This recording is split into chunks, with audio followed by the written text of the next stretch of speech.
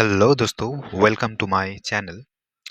আজকে যে ভিডিওটিতে আমরা দেখব 1857 যে মহাবিদ্রোহ হয়েছিল, সেখানে কিছু কিছু ইম্পর্টেন্ট প্রশ্নগুলো যেগুলো সব এক্সামের জন্য ইম্পর্টেন্ট হয়ে যায়, যেরকম West Bengal police, Kolkata police, SSC, railway, ঠিক আছে, সবগুলোর ক্ষেত্রে। তো চলো শুরু করি। ফার্স্ট যেটা প্রশ্ন আছে, 1857 সালের বিদ্রোহের মূল কারণ হিসেবে কোন রাইফেলের ব্যবহারকে দায়ী করা হয়? তো আমরা জানি এখানে যে 1857 সালে যে একটা মূল কারণ ছিল, সেটা হচ্ছে এনফিল্ড। মূল কারণ হিসেবে এনফিল্ড যে রাইফেলটা ছিল, এটার এটা কি মূল কারণ হিসেবে ধরা হয় 1857 সালের বিদ্রোহের। তো এখানে এনফিল্ড দেখো, পুরনো যে ব্রাউন বেস বন্দুকের বদলে এনফিল্ড রাইফেল আনা হয়েছিল। প্রথম কথা, এনফিল্ড রাইফেল আনা হয়েছিল। আর রাইফেলের যে কার্তুজের যে খোলস ছিল, এটা দাঁত দিয়ে কাটতে হতো, সব থেকে মেইন জিনিস। তবে এখানে গুজব ছিল যে এটা এখানে মানে এই চর্বিতে গরু বা শূকরের চর্বি মেশানো আছে, আর যেটা কিনা দাঁত দিয়ে কাটতে হতো। তো এটি হিন্দু ও মুসলিম উভয় সম্প্রদায়ের ধর্মীয় ভাবাবেগে আঘাত করে, তাই না? আর যেহেতু হিন্দু হিসেবে তো আম, দাঁত দিয়ে বলতে গেলে গরুর চর্বিকে কাটা খুব আম, বলতে গেলে বিরোধ ছিল, যার জন্য, ঠিক আছে, এটা খুব মূল একটা কারণ হিসেবে দাঁড়ায় বিদ্রোহের। আচ্ছা, দ্বিতীয় নম্বর প্রশ্ন যদি দেখি, 1857 সালের 29শে মার্চ ব্যারাকপুর সেনা নিবাসে প্রথম বিদ্রোহ ঘোষণা করেন কে? প্রথম যে বিদ্রোহ ঘোষণা করেছিল মঙ্গল পাণ্ডে, ঠিক আছে। তো মঙ্গল পাণ্ডে, তো তিনি, এখানে দেখে নিব যে মঙ্গল পাণ্ডে যে আছে, এ ব্রিটিশ অফিসার যে আছে লেফটেন্যান্ট বাগ, এ বাগকে গুলি করেছিলেন মঙ্গল পাণ্ডে। আর মঙ্গল পাণ্ডেকে বিদ্রোহের প্রথম শহীদ বলা হয়। যদি বলা হয় 1857 সালে প্রথম শহীদ কাকে বলা হচ্ছে, মঙ্গল পাণ্ডেকে আমরা বলে থাকি, ঠিক আছে। একে কিন্তু ফাঁসি দেওয়া হয়েছিল 1857 8ই এপ্রিল, ঠিক আছে। আচ্ছা, এরপরে যদি আমরা দেখি মেরাটে সিপাহীরা আনুষ্ঠানিকভাবে কবে বিদ্রোহ শুরু করে? মেরাট যে আছে, মেরাটে যে ওখানে যে সিপাহীরা, ওরা যে বিদ্রোহ শুরু করেছিল 10 মে, 10 মে 1857-তে, ঠিক আছে। 10 মে 1857-তে ওরা শুরু করে। আর মেরাটের যে বিদ্রোহীরা আছে, এরা কি মারো ফিরিঙ্গিকো স্লোগান দিয়েছিল এরাই। পরে দেখি 11ই মে মেরঠ থেকে আসা বিদ্রোহীরা দিল্লি দখল করে কাকে ভারতের সম্রাট ঘোষণা করেছিলেন?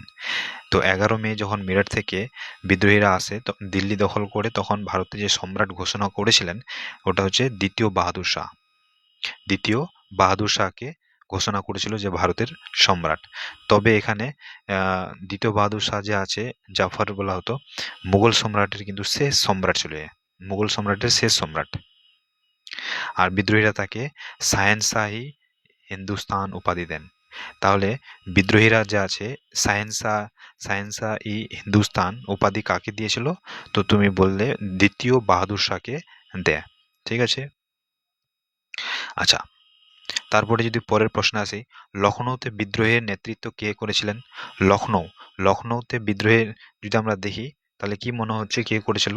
নাম্বার 1, এখানে বেগম বেগম হজরত মহল।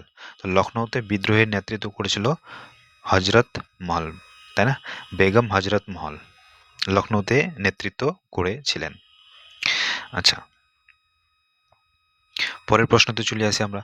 কানপুরে 5ই জুন বিদ্রোহ শুরু হলে নিজেকে পেশোয়া ঘোষণা করেছিলেন কে? পেশোয়া নিজেকে ঘোষণা করেছিলেন নানা সাহেব। তো নানা সাহেব প্রকৃত নাম কি ছিল কি? ধন্দু পন্থ। ধন্দু পন্থ, নানা সাহেবের প্রকৃত নাম হচ্ছে ধন্দু পন্থ। তিনি পেশোয়া দ্বিতীয় বাজিরাওয়ের দত্তক পুত্র ছিলেন, ঠিক আছে। তো এটা আমাদেরকে এখানে মনে রাখতে হবে। আর কানপুর বিদ্রোহে তার প্রধান সেনাপতি ছিলেন তাতিয়া টোপি। কানপুর যে বিদ্রোহ হয়েছিল, তার প্রধান সেনাপতি ছিলেন তাতিয়া টোপি। আচ্ছা, এরপরে যদি দেখি 1857 সালে জুন মাসে ঝাঁসিতে বিদ্রোহের নেতৃত্ব কে দেন? এটা তো নর্মালি আছে, হ্যাঁ, রানী লক্ষ্মীবাই ঝাঁসিতে বিদ্রোহের নেতৃত্ব করেছিলেন 1857 সালে। ঠিক আছে। প্রকৃত নাম যদি আমরা রানী লক্ষ্মীবাই যে আছে লক্ষ্মীবাই, এর প্রকৃত নাম ছিল মণিকর্ণিকা তাম্বে। মণিকর্ণিকা তাম্বে, ডাক নাম তো মনু বলা হতো তাকে। ঠিক আছে। পরের প্রশ্নে, বিহারের জগদীশপুরে বিদ্রোহের মশাল জ্বালিয়েছিলেন কোন জমিদার? তো বিহারের জগদীশপুরে বিদ্রোহের মশাল জ্বালিয়েছিলেন কে হয়ে যাবে এখানে? বিহার যেহেতু বলছে, তো কুনবার সিং হয়ে যাবে। কুনবার সিং। তো বিহারের সিংহ বলা হতো কুনবার সিংকে। আর গরিল্লা যুদ্ধে অত্যন্ত পারদর্শী ছিলেন এ। ঠিক আছে। আচ্ছা, ফৈজাবাদে বিদ্রোহের নেতৃত্ব দিয়ে ব্রিটিশদের নাজেহাল করেছিলেন কে? ফৈজাবাদে হচ্ছে মৌলভী আহমদুল্লাহ ফৈজাবাদে বিদ্রোহের নেতৃত্ব দিয়ে ব্রিটিশদের নাজেহাল করেছিলেন। আচ্ছা, পরে আমরা চলে আসি এলাহাবাদ ও বেনারস বিদ্রোহের নেতৃত্ব কে করেছিলেন? এলাহাবাদ আর বেনারসে বিদ্রোহের নেতৃত্ব করেছিলেন লিয়াকত আলী। ঠিক আছে, লিয়াকত আলী হয়ে যাবে এখানে। পরের 1857 সালে কুড়ি সেপ্টেম্বর কোন ইংরেজি সেনাপতি পুনরায় দিল্লি দখল করেছিলেন? তো 1857 সালে 20 সেপ্টেম্বরে পুনরায় দিল্লিকে দখল করেছিলেন কে? জন নিকলসন। তো অ্যান্সার হয়ে যাবে আমাদের জন নিকলসন। তারপরে চলে আসি কানপুর বিদ্রোহের দমনের পর নানা সাহেব কোথায় পালিয়ে যায়? যখন কানপুর বিদ্রোহ দমন হয়ে যায়, তারপরে নানা সাহেব যে আছে ও কিন্তু নেপালে পালিয়ে যায়, নেপালে পালিয়ে গিয়েছিল। আর 1858 সালের জুন মাসে কালপি ও গোয়ালিয়রের যুদ্ধে কোন বীর নারী শহীদ হন?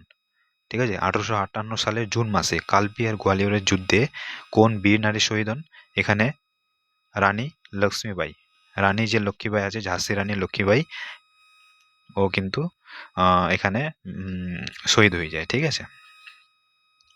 এরপরে 1859 সালে 18ই এপ্রিল বিদ্রোহের শেষ উল্লেখযোগ্য নেতা হিসেবে কাকে ফাঁসি দেওয়া হয়? তাতিয়া টোপিকে। 1859 সালে 18ই এপ্রিল বিদ্রোহের শেষ উল্লেখযোগ্য নেতা হিসেবে ফাঁসি দেওয়া হয় তাতিয়া টোপিকে। কিন্তু তাতিয়া টোপি যে আছে, প্রকৃত নাম কি ছিল দেখো? রামচন্দ্র পাণ্ডুরঙ্গ টোপি। রামচন্দ্র পাণ্ডুরঙ্গ টোপি, তাতিয়া টোপি। 1857 সালে বিদ্রোহকে কে একটি পরিকল্পিত জাতীয় স্বাধীনতা যুদ্ধ বলেছিলেন? 1857 সালে ভিডি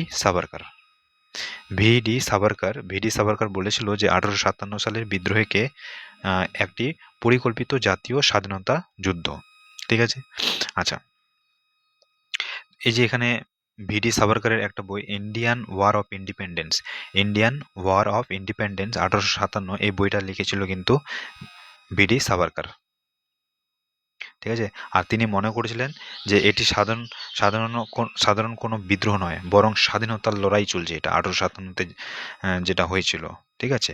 আচ্ছা, এরপরে না প্রথম না জাতীয় না কোনো স্বাধীনতা যুদ্ধ, 1857 এর বিদ্রোহ সম্পর্কে কে একথা বলেছিলেন? আচ্ছা, এই কথা যে বলেছিল রমেশচন্দ্র মজুমদার। ঠিক আছে, রমেশচন্দ্র মজুমদার বলেছিল এটা, যে না প্রথম না জাতীয় না কোনো স্বাধীনতা যুদ্ধ। 1857 এর বিদ্রোহ সম্পর্কে এ কথা বলেছিল রমেশচন্দ্র মজুমদার। আচ্ছা, এরপরে 1858 সালে 2 আগস্ট ব্রিটিশ পার্লামেন্টে পাস হওয়া আইনের নাম কি ছিল? তো 1858 সালে 2 আগস্টে ব্রিটিশ পার্লামেন্টে একটা আইন পাস হয়েছিল।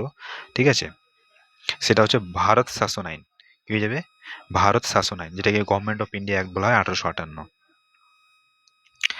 এরপরে যদি দেখি 1858 সালে 1 নভেম্বর রানীর ঘোষণাপত্র, যেটা হচ্ছে কুইন্স প্রোক্লেমেশন, কোথায় পাঠ করা হয়েছিল? এটা এলাহাবাদে পাঠ করা হয়। 1858 সালে 1 নভেম্বর রানীর ঘোষণাপত্র এলাহাবাদে পাঠ করা হয়। পরের প্রশ্নটা আছে, বিদ্রোহের পর ভারতের গভর্নর জেনারেল পদটির নাম বদলে কি রাখা হয়? বিদ্রোহের পর যে ভারতের গভর্নর জেনারেল যে পদ আছে, ভারতের গভর্নর জেনারেল, এটাকে ভাইসরয় নাম দেওয়া হয়। ঠিক আছে, গভর্নর জেনারেল থেকে ভাইসরয় নাম দিয়ে দেওয়া হয়। এখানে কতগুলো ইম্পর্টেন্ট বইয়ের নাম আছে, যেরকম 1857, এটা লিখেছে Surendranath Sen. Indian war of independence, VD Savarkar, একটু আগে দেখলাম। Sepoy mutiny and rebellion of 1857, এটা আর.সি. মজুমদার লিখেছিল sepoy mutiny. Civil rebellion in the Indian mutinies, এটা হচ্ছে SB. Chowdhury. Cause of the Indian revolt, sir Syed Ahmed Khan লিখেছে। Cause of the Indian revolt, sir Syed Ahmed Khan. আচ্ছা, এরপরে মহাবিদ্রোহের পর মুঘল সম্রাট দ্বিতীয় বাহাদুর শাহকে কোথায় নির্বাসিত করা হয়? মহাবিদ্রোহের পর যে মুঘল সম্রাট ছিল দ্বিতীয় বাহাদুর শাহ, একে রেঙ্গুনে নির্বাসিত করা হয়। ঠিক আছে, বর্তমান রেঙ্গুন মানে মায়ানমারে কিন্তু। ঠিক আছে, আচ্ছা, তার ওখানেই মৃত্যু হয়ে যায় 1862 সালে। এরপরে 1858 সালের 1 নভেম্বর রানীর ঘোষণাপত্র কোথায়, একটু আগে করলাম এটা, সেটা হচ্ছে এলাহাবাদে পাঠ করা হয়েছিল। আচ্ছা, বিদ্রোহের পর ভারতের সেনাবাহিনী সংস্কারের জন্য কোন কমিশন গঠন করা হয়েছিল? বিদ্রোহের পর যে ভারতের যে সেনাবাহিনী সংস্কারের জন্য পিল কমিশন গঠন করা হয়েছিল। পিল কমিশন গঠন করা হয়। আর 1857 সালে বিদ্রোহের সময় ব্রিটেনের প্রধানমন্ত্রী কে ছিলেন? যখন 1857 সালে বিদ্রোহের সময় ব্রিটেনের যে প্রধানমন্ত্রী সে হচ্ছে Lord Palmerston. Lord Palmerston ছিল, লর্ড পারমার স্টোন ছিল তখন প্রধানমন্ত্রী। আচ্ছা, ঠিক আছে, এই চারটা আমাদের খুব ইম্পর্টেন্ট। যেরকম যখন বিদ্রোহ হয় তো দিল্লি থেকে কে নেতৃত্ব করেছিলেন? বাহাদুর শাহ। দিল্লি থেকে বাহাদুর শাহ বা বখত খান করেছিল। আর এখানে বিদ্রোহটাকে দমন করেছিল জন নিকলসন বা হাডসন। কানপুরে তো নানা সাহেব আর তাতিয়া টুপি ছিল। কানপুরে নানা সাহেব আর তাতিয়া টুপি, এখানে দমন করেছিল ক্যাম্পবেল, কলিন ক্যাম্পবেল। লখনৌতে বেগম হজরত মহল ওখানেকার নেতা, নেতৃত্ব করেছিলেন। আর এখানেও কলিন ক্যাম্পবেল বা হ্যানরি লরেন্স এরা ছিল দমন করে। ঝাঁসি ও গোয়ালিয়রে রানী লক্ষ্মীবাই ছিল। এখানে রানী লক্ষ্মীবাই নেতৃত্ব করেছিল বিদ্রোহটাকে। আর জেনারেল হিউরোজ দমন করেছিল। বিহারে কুনওয়ার সিং, ঠিক আছে, বিহারে ছিল জগদীশপুর বিহারের কুনওয়ার সিং, ওখানে ভিনসেন্ট আয়ার বা উইলিয়াম টেলর। আর ফৈজাবাদে ছিল মৌলভী আহমদুল্লাহ নেতৃত্ব করেছিল। আর এলাহাবাদ থেকে লিয়াকাত আলী নেতৃত্ব করেছিল বিদ্রোহটাকে, কিন্তু এখানে কর্নেল নীল যে আছে দমন করে দেয়। ঠিক আছে, আর ফৈজাবাদের মধ্যে দমন করেছিল ক্যাম্পবেল। ঠিক আছে, এই চারটা আমাদের খুব ইম্পর্টেন্ট পরীক্ষার জন্য। ঠিক আছে, থ্যাংক ইউ, ধন্যবাদ।